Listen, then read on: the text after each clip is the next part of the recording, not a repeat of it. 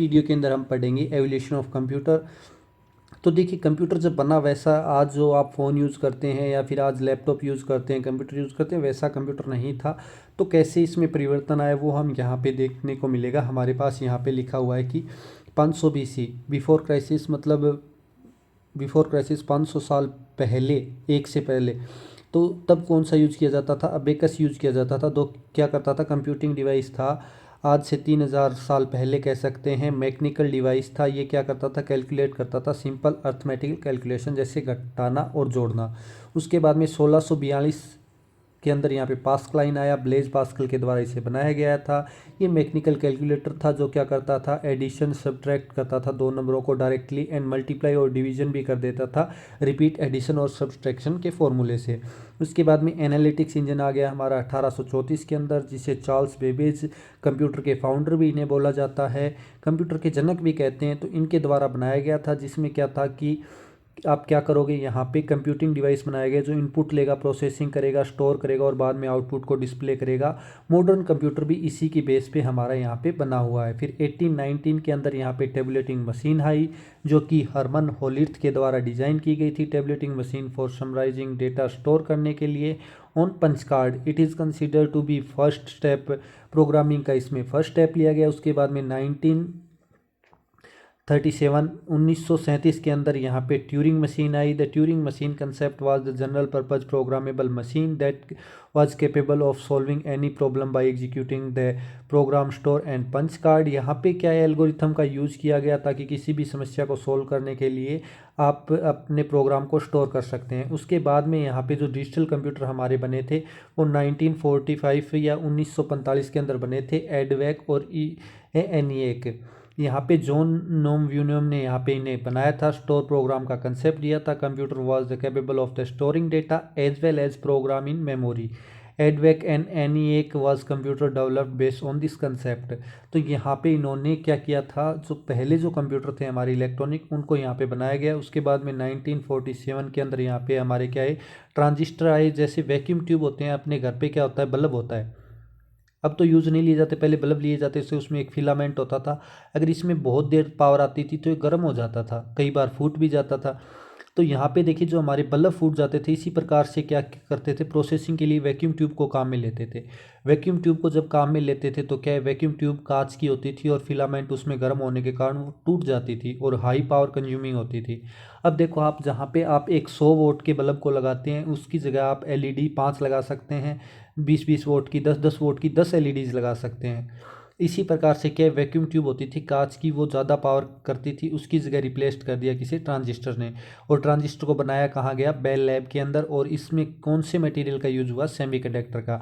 और 1947 यहाँ पे ट्रांजिस्टर को बनाया गया। उसके बाद में 1970 के अंदर IC को बनाया गया, इंटीग्रेटेड सर्किट को। ये एक सिलिकॉन चिप होती है जिसपे क्या होता है, पूरा इलेक्ट्रॉनिक सर्किट बना होता है, बहुत स्मॉल एरिया होता है, जिसको आजकल अपने क्या करते हैं, अपने प्रोसेसर में भी बहुत सारे IC सर्किट लगे होते हैं। अगर आप अपने फ़ोन में देखोगे या किसी भी मदरबोर्ड पे देखते हो छोटे छोटे पार्ट्स, तो वहाँ पे बहुत सारे इंटीग्रेटेड सर्किट लगे होते हैं, IC लगे होते हैं।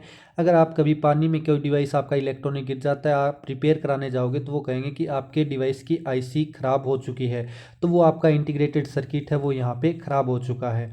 तो ये सारी डिटेल्स यहाँ पे अपने नीचे यहाँ पे लिखी हुई है, तो अपने इसको पढ़ लेते हैं।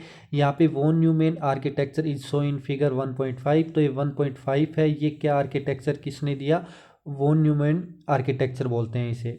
तो it is consist A central processing unit for processing arithmetical and logical instruction. यहाँ पे CPU क्या करता है, आपका अर्थमेटिक, मैथ की जितनी भी गणनाएं हैं, लॉजिकल इंस्ट्रक्शन है, वो सारे करेगा। और मेमोरी में क्या करेगा, स्टोर करेगा डेटा एंड प्रोग्राम को। और इनपुट और आउटपुट डिवाइस को अपने क्या करेंगे, डेटा को लेने के लिए और डेटा को दर्शाने के लिए, या डेटा के रिजल्ट को दिखाने के लिए। Communication channel to send and receive the output data. Electronic ENIAC जो पहला कंप्यूटर था, उसकी फुल फॉर्म हमारे पास यहाँ पे आ जाती है, electronic numerical integrated and computer. The first binary programmable computer based on von Neumann architecture. तो ये पहला हमारा क्या है, बाइनरी प्रोग्रामेबल कंप्यूटर था, जिसमें बाइनरी लैंग्वेज में क्या होते थे, प्रोग्राम होते थे।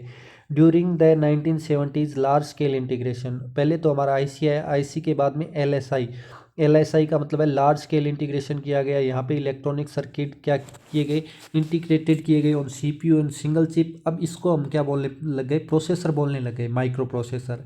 पहले इससे पहले अपने क्या बोलते थे, वैक्यूम ट्यूब, उसके बाद में ट्रांजिस्टर, फिर IC, उसके बाद में फोर्थ जनरेशन अपनी जब भी आई तो वहाँ पे अब क्या बोलने लगे, इसे माइक्रो प्रोसेसर बोलने लगे। Moore's law predict exponential growth in the number of transistor that could be assembled in single microchip. In 1980s में क्या है, processor power of the computer increased exponential by integrated around 3 million component on a small size chip termed as very large scale integration। तो अब देखिए यहाँ पे 3 million क्या थे हमारे यहाँ पे कंपोनेंट, किस पे, एक छोटी सी चिप के ऊपर लगाए जाने लगे जिसे अपने बोलते थे VLSI। तो अगर अपने यहाँ पे इसके आर्किटेक्चर को देखेंगे, सबसे पहले हमारे पास थी वैक्यूम ट्यूब, उसके बाद में ट्रांजिस्टर हमारे पास, ट्रांजिस्टर के बाद में हम बात करेंगे तो हमारे पास आ गई थी IC के बाद में हमारे पास LSI, large scale integration, large scale integration से हमारे पास आया VLSI। तो आज भी हम जो यूज़ करते हैं वो लगभग VLSI ही यूज़ करते हैं, वेरी लार्ज स्केल इंटीग्रेशन, या फिर इसका एक एडवांस वर्जन बोलते हैं जिसे सुपर लार्ज स्केल इंटीग्रेशन बोलते हैं, वो हमारे पास यहाँ आगे लिखा होगा। Further advancement in technology has made feasibly. अब यहाँ पे देखिए, यहाँ पे लगभग 106 कंपोनेंट यहाँ पे यूज किए जाते हैं सिंगल चिप पे, उसे बोलते हैं super large scale integration. IBM introduce the first personal computer PC जो हमारा आया पहला होम के लिए, वो 1980 में आया, और एप्पल ने इंट्रोड्यूस किया उस टाइम मैकिंटोश को। मैकिंटोश यहाँ पे क्या है, उनका ऑपरेटिंग सिस्टम है। एप्पल यहाँ पे अपने क्या लेके आया उस टाइम, मैकिंटोश ऑपरेटिंग सिस्टम को लेके आया 1984 के अंदर। तो यहाँ पे नंबर ऑफ ट्रांजिस्टर और कौन से ईयर में कितने कितने यहाँ पे यूज किए जा रहे थे वो यहाँ पे।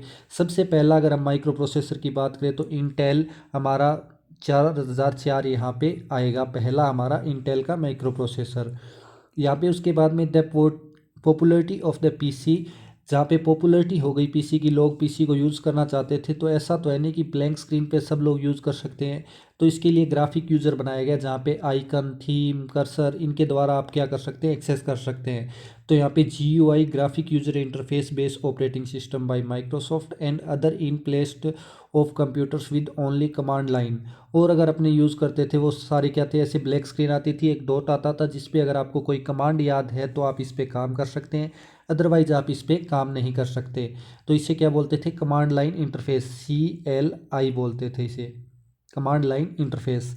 जो क्या क्या यूनिक्स इस पे चलता था, डोस ऑपरेटिंग सिस्टम इस पे चलता था।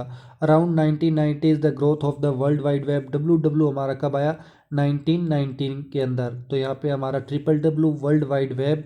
फर्दर इसने क्या किया, यूज़ बढ़ा दिया, कंप्यूटर के यूज़ को बढ़ा दिया। उसके बाद में अगर हम यहाँ पे थोड़ा और आगे चलते हैं तो यहाँ पे आती है हमारी कंप्यूटर मेमोरी, ये हम सीखते हैं नेक्स्ट वीडियोज़ के अंदर।